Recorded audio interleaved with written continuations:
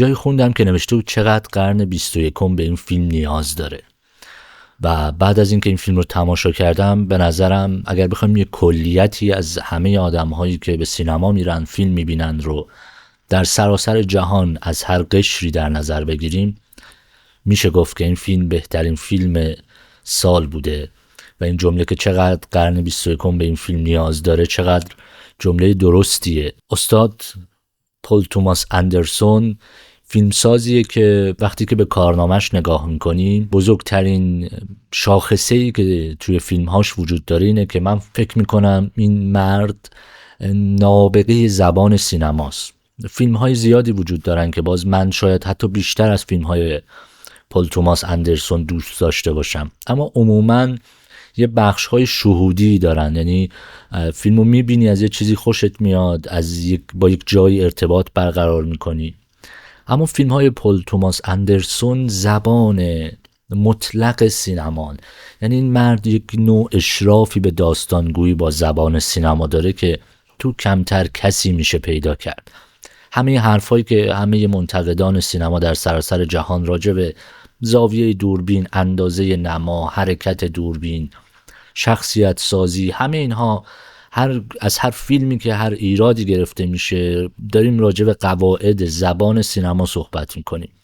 من معتقدم که لازم نیست همه این قواعد رو بلد باشن یا رعایت بکنن. خیلی جاها هست با شکستن شما فیلم خوب میسازید، اما فیلم های پل توماس اندرسون به غایت که ممکنه این قواعد سینما رو دارن رعایت میکنن و این مرد عجیبه اینقدر احاطش در صحنه فیلم برداری به این زبان سینما. نزدیک 3 ساعت داستان برای شما این فیلم تعریف میکنه بدون اینکه لحظه هیچ بیننده‌ای بتونه دل بکنه از این داستان، لحظه ریتم بیفته، لحظه چیزی عوض بشه. توش کمدی داره، طنز داره، اکشن داره، ملودرام داره و هر بیننده‌ای از تماشاش لذت میبره، اما در لایه مفهومی و عمیق‌تر هم پر از حرفی که باعث میشه که این جمله رو من بشنوم و خیلی دوستش داشته باشم که چقدر قرن 21 به این فیلم نیاز داشت. خب میگم میشه فیلمی ساخت بدون ادا در آوردن، 2-3 ساعت فیلم بلند، توش داستان تعریف کنی، این همه داستان تعریف کنی و بعد یک زیرلایه مفهومی و معنایی خوب هم داشته باشه. میشه این کار رو کرد و بریم سراغ بررسی این زیرلایه های جذاب فیلم نبردی بعد از نبرد دیگر.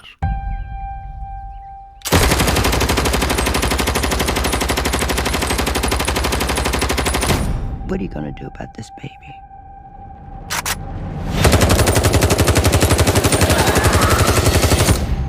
Just when you think you got a handle on things. ما در جهانی به دنیا اومدیم، نسل هایی که داریم این ویدیو و این فیلم رو میبینیم، حالا با توجه به نسلمون شدیدتر یا ضعیفتر در یک جهان، یک دوران طولانی قطبی سازی شده در جهان به وجود اومدیم. در جهانی پر از تعصبات قطبی داریم زندگی میکنیم، یعنی هر کسی یک ایده، یک ایدئولوژی رو گرفته و میخواد یک جوری برای اون مبارزه بکنه که همه رو شکست بده و هر کسی فکر میکنه که سمتی که ایستاده ارزش این رو داره که به نابودی همه سمت‌های دیگه حرکت بکنه، کوچیک و بزرگ ها. یعنی ذهنیت ما قطبی سازی شده یا ایدئولوژیک به دنیا اومده، آموزش دیده و رشد کرده. از چیزهای کوچیک مثل فوتبال، مثل طرفداری تیم‌های فوتبال بگیرید تا دو قطبی‌های بزرگ جهان، شرق و غرب، تا ایدئولوژی‌های مذهبی، تا سلیقه، تا غذا، تا لباس، هر چیزی، با اینکه تمام تلاشمون اینه که بر علیه تعصب زندگی بکنیم، غرق در تعصب اون چیزیم که فکر میکنیم درسته و به واسطه اون میخوایم هر چیزی که برخلاف اون یا حتی اون نیستش از بین ببریم. خب کلیت فیلم رو دیدید، از بازی‌های بی‌نظیری که من فکر میکنم تا مدت‌ها یا تا ابد توی ذهن هممون بمونه، از تک تک شخصیت‌ها، از شامپن تا دیکاپریو، لازم نیست بگم، از تصویربرداری، از موسیقی، از ریتم. راجع به این حرف‌ها مشخصاً عجیب غریب همه چیزش خوبه. بیاین راجع به شخصیت‌ها صحبت کنیم، راجع به پدر، مادر، دختر و لاکجا یا شرور فیلم صحبت بکنیم و راجع به این که این هسته شخصیت پردازی از کجا میاد و چه چیزی میخواد به ما بگه. خب فیلم همونطور که میدونیم یک برداشت آزادی، یک نوع اقتباس از یک کتابیه که فکر میکنم در دهه 1990 نوشته شده و باز خود کتاب داستانی از ادامه در واقع مبارزات گروهک هایی که در آمریکا بودن در 1960 و 70.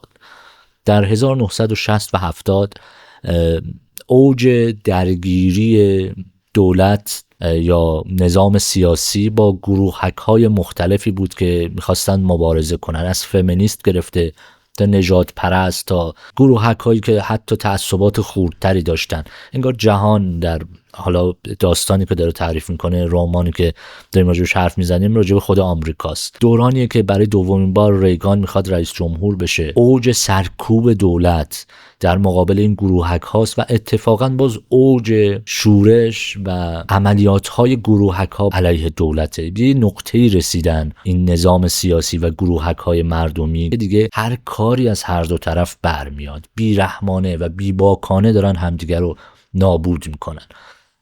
به اینجا نقطه اوجیه که باعث میشه که این جنگ بیرحمانه‌ای که بین گروهک ها و نظام سیاسی وجود داره اینقدر شدید بشه. یک سری از اصول انسانی هم حتی از هر دو سمت زیر پا گذاشته بشه. به هر حال داریم میجنگیم و جنگ یک رفتار ضد انسانیه، اما اینقدر این نقطه بیرحمانه میشه و اینقدر سرکوب شدید میشه که در گروهک ها خیانت به وجود میاد، در گروهک ها از هم میپاشن، گروهک ها پخش میشن، گروهک ها بر ضد خودشون عمل میکنن، گروهک ها بر ضد انسانیت رفتار میکنن و دیگه به یه نقطه‌ای میرسه که دیگه عملاً حالت این مبارزه از حالت یک مبارزه ایدئولوژیک و سیاسی و ساختن یک جهان بهتر فقط تبدیل میشه به شکست دادن هم. داستان داره از اونجا روایت میشه و 3 شخصیت اصلی، پدر، دختر و مادری که گم شده و یک شرور یا یک بدمنی که از دل نیروهای مأمورهای فدرال آمریکا هستن. یک اقتباسی از این داستانه، اما پل توماس اندرسون اومده این داستان رو مدرن کرده و خواسته در دنیای امروز ما این رو نگاه بکنیم که چقدر شبیه به همون دنیاست و این دو قطبی سازیه الان داره به یک اوجی میرسه و حتی برای اینکه بخواد این مفهوم رو به امروزی بودن نزدیکتر بکنه، توی کارگردانیش پلان‌ها و سکانس‌هایی است که اصلا احساس میکنید مستندی از اعتراضات مردمی و سرکوب، خیلی شبیه میشه به این اتفاقی که بین نظام‌های سیاسی و مردم و گروهک‌ها در قرن 21 داره میفته. به نظر میرسه که به عمد این نوع کارگردانی رو در اون پلان‌ها به کار برده تا درک این رو داشته باشیم که مسئله فقط مسئله دیروز یا یک داستانی از دیروز نیست، مسئله امروزه. اما شخصیت‌ها رو اگه بخوایم مرور بکنیم باید بریم سراغ اسم فیلم، نبردی پس از نبرد دیگر. چیزی که خیلی اهمیت داره و این فیلم داره راجبش حرف میزنه، چیزی به نام ترومای نسلیه، چیزی که انگار از نسلی به نسل بعد منتقل میشه. همه جهان فیلم راجب این داره صحبت میکنه که نبردی که نسل‌های پیش آغاز کردن بدون انتخاب نسل‌های بعدی، بدون اینکه بخوان دخالتی توی اون داشته باشن، بر دوش اونهاست و این نبرد تا وقتی ادامه داشته باشه، نسل اندر نسل بدون اینکه باز میگم انتخابی داشته باشن اسیر جنگن. در سکانسی از فیلم مادر پروفیدیا، اگر اشتباه تلفظ نکنم، وقتی که داره با باب صحبت میکنه، با دیکاپریو، میگه که تو مثل یک مردابی، اون مثل یک رود خروشانه، زندگی کنارش سخته. و اونجا مشخصه که اصلا خود پروفیدیا، شخصیت این زن، شخصیتی که در دل یه بحران بزرگی به دنیا اومده، انگار خودش نبردیه پس از یک نبرد دیگر، پس از نبردهای دیگر، در خانواده‌ای به دنیا اومده که انگار سالیان دراز در حال مبارزه بودن و نتیجه این سالیان دراز و نسل در نسل مبارزه کردن و جنگیدن شده پروفیدیا و تبدیلش کرده به دختری که در پلان‌های می‌بینیم که با اینکه حامل است عاشق تیراندازی، عاشق تفنگه. این آغاز شخصیت سازی دختری از یک نسلیه که نتیجه جنگ پشت جنگه. آدمی که انگار تمام ذهنیتش و تمام روحیش مطابق جنگیدن و مبارزه کردن چیده شده. هرچند در انتهای فیلم میبینیم که این فیلم چقدر انسانیه که همه شخصیت‌های فیلم رو داره به عنوان یک انسان شخصیت پردازی میکنه. در انتهای فیلم میبینیم که پروفدیا در نامه‌ای که برای دخترش مینویسه چه چیزی میگه، بهش اشاره میکنیم. اما معلومه که این زن دوچار یک ترومای بزرگی، احساس میکنه که برای بقا نیاز داره بجنگه، احساس میکنه که به دنیا اومده تا بجنگه، در حالی که به عنوان یک زن و به عنوان یک انسان نقطه هایی در زندگیش، در روحیش وجود داره که شاید بعدها میفهمه که اونها بودن که درست تر بودن برای بقا، نه صرفاً اسلحه به دست گرفتن و جنگیدن و مبارزه کردن. حتی نقطه پایانی مبارزاتش جاییه که به یک مرد سیاه پوستی که نگهبان اون بانک شلیک میکنه. برای اولین بار وقتی میخواد کسی رو بکشه به یک سیاه پوست داره شلیک میکنه، در حالی که تمام عمر در حال مبارزه با نژاد پرستیه. انقدر این دو قطبی سازی، انقدر این تعصب به اون چیزی که به اون مبارزه‌ای که انگار نسل در نسل در اون به وجود اومده و هیچ وقت کسی نشسته بگه چطور، چرا و چجوری میشه این رو حل کرد و صرفاً فکر میکنه باید مبارزه کنه. توی پروفدیا جدی، ریشه‌ای و از بچگیش وجود داشته، اون رو به سمت قهقرا میبره.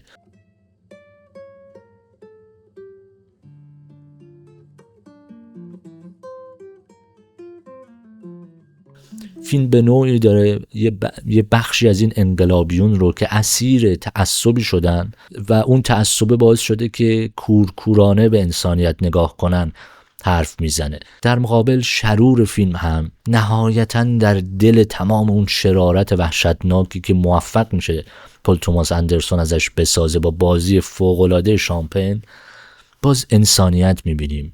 نمیتونه دخترش رو بکشه، عکس دخترش رو بو میکنه و تمام زندگیش رو میخواد برسه به یک صندلی که احساس میکنه اون صندلیه که بهش قدرت میده. در یک گروه ماجراجویان کریسمسی، گروهی که به نظر میسه گروه فراماسونری خیلی قویه که تمام فعالیتاش برای سفید پوستانه و بر علیه رنگین پوستان فعالیت میکنه. همه زندگیش رو میخواد بذاره تا برسه به اون صندلی که در انتها میرسه. اما عاشق یک زن سیاه پوست میشه و این رگه های انسانیت و بخش های از وجود هر انسان که حتی خودش انگار بهش دسترسی نداره به خاطر تعصبات و باز مبارزاتی که میگم نسلا در نسل بهش به ارث رسیده و انگار یک سرپوشی گذاشته این تعصباتی که نسلا در نسل در ما وجود داره که باعث میشه ما واقعیت ته خودمون رو نبینیم و همش بخوایم مبارزه کنیم برای اون چیزی که انگار برای ما نوشته شده و انگار برای ما از قبل مشخص شده. اما انسانیت یک جاهای رگهای خودش رو نشون میده. حتی سرخ پوستی که میره این دختر رو بده به اون آدم‌های رنگ سفید پوستی که اونجا مسئول کشتن در واقع آدم‌های رنگین پوستی هن که در آمریکا وجود دارن، از دولت پول میگیرن تا بکشن. و یک جایی وقتی بهش میگه سرخ پوست، سرخی، و بعد میبینه که یک دختر سیاه پوست رو آورده تا این بکشه، حتی اونجا اون قاتل هم یک جای انسانیتش بیرون میزنه و میره نجات میده و انگار دارن برای چیزی میجنگن که نمیدونن چیه و نمیدونن چرا. به غیر از اون 3-4 تا سیاستمدار کثیفی که هیچ بوی از انسانیت توی فیلم ما از اینها نمیبینیم. خود لاکجا این شرور رو من خیلی دوست داشتم، شخصیت پردازش رو. ببینید توی فیلم خیلی شرور ترسناکیه ها، اما آدم تحقیر شدنش رو زیاد میبینه.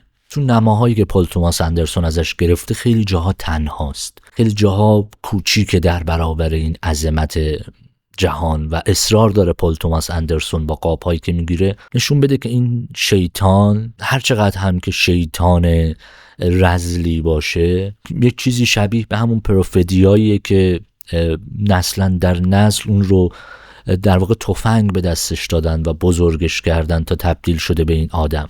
و جالبه بدونیم معنی اسمش هم در اسپانیایی به معنای خیانت محسوب میشه. انگار این خیانت رو نسل در نسل در این زن کاشتن و این خیانت رو انگار همین نسل در نسل در این مرد لاکجا کاشتن و یکی از دلایلی که این دو به هم در واقع کشش احساسی و جنسی دارن هم همینه. انگار هر دو قربانی تعصب و جنگ‌های نسل در نسل هستن و اون ته وجودشون یک تمایلی به این کنترلگریه وجود داره که باعث میشه که به هم نزدیک بشن و یک تمایل جنسی به هم داشته باشن.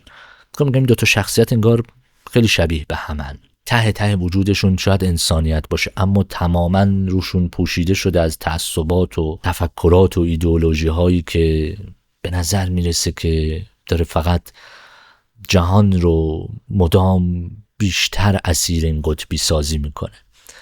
در نامه پایانی که در واقع پروفدیا برای دخترش مینویسه ویلا، میگه که من فهمیدم و پذیرفتم که چقدر اشتباه میکردم و امیدوارم روزی دوباره تو رو ببینم، اما تو به روش خودت مبارزه کن، برای راه خودت مبارزه کن، سعی کن مثل من نباشی. این خیلی نکته مهمیه. یعنی اینقدر این همه داستان داره تعریف میکنه که به نظر من همین یک کلمه رو ما برای ما جا بندازه، به روش خودت مبارزه کن.